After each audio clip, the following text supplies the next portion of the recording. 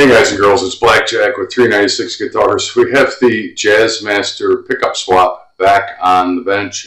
It's a kind of a supplemental video to the first one. I just wanted to walk everybody through what we did and how these guitars operate. Let's get to work. So this is going to be kind of a boring video. These things are tricky. And they're over-engineered, and they've got some of the stupidest, I must say, ideas.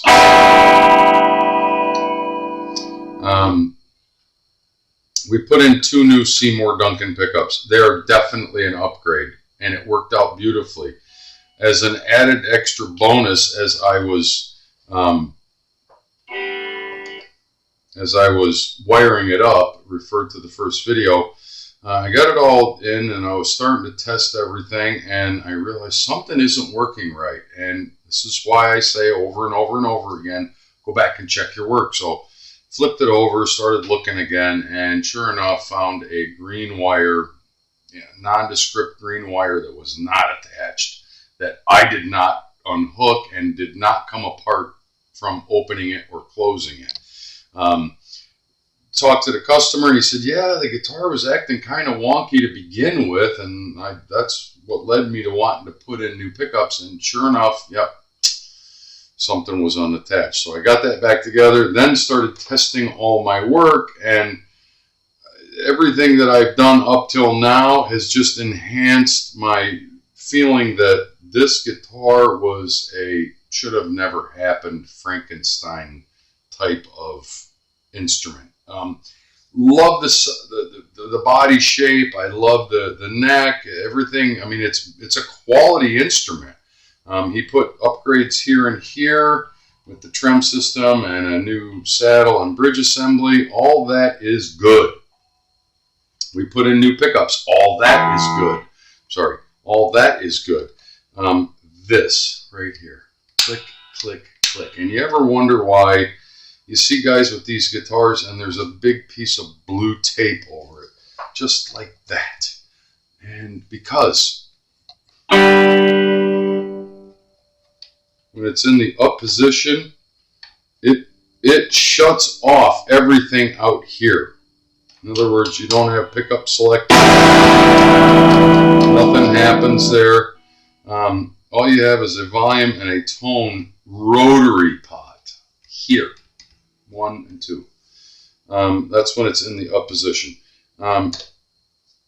After putting everything in, the only thing he gained from using that mode is the coil splitter, which is in the push. It's a push-pull tone knob, tone pot. When you hit it and let it come up,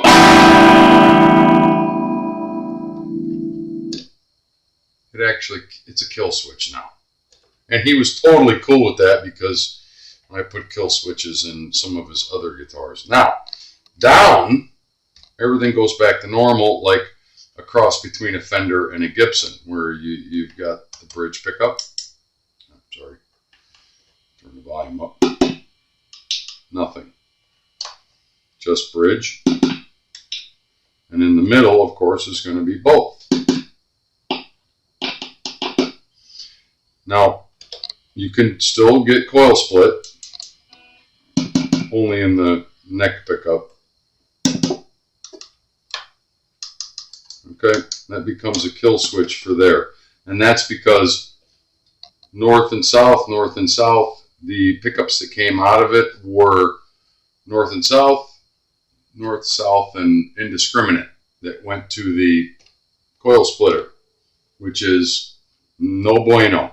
These pickups were manufactured before the guitar.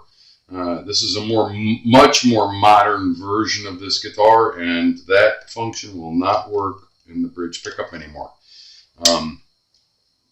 Only because there's an extra wire that you can't just tap into it. But everything else works.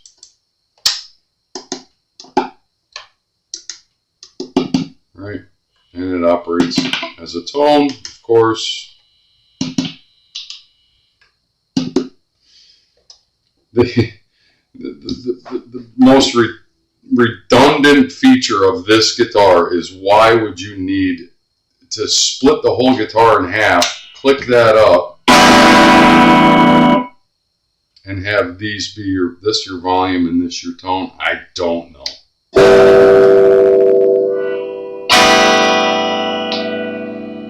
I just don't know, because when it's in the down position, you're back over to here.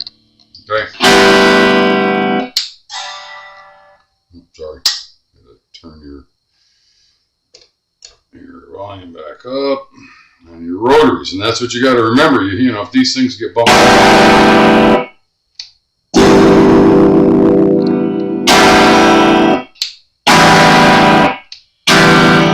and basically they sound the same. I mean, you can coil split when you're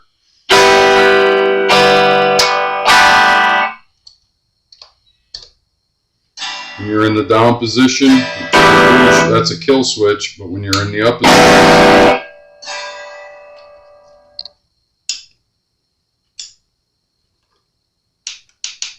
it becomes a coil splitter. And it doesn't make any sense to me at all.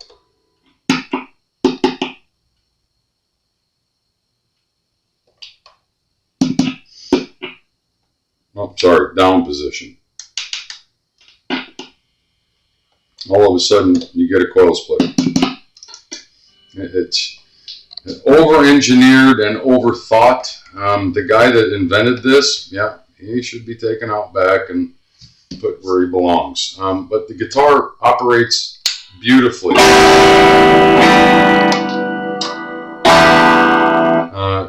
Customers already had it, played it, loves it in this configuration. I was concerned that once I put it back together, losing some functionality in a guitar when you're rewiring or adding or subtracting pickups, it's just not in my know-how. I don't like to lose functionality, but in this particular guitar, it actually helped the functionality of it. So we're going to call that a win. I hope that was a little helpful. And if it seemed confusing, that's because these guitars are confusing by nature.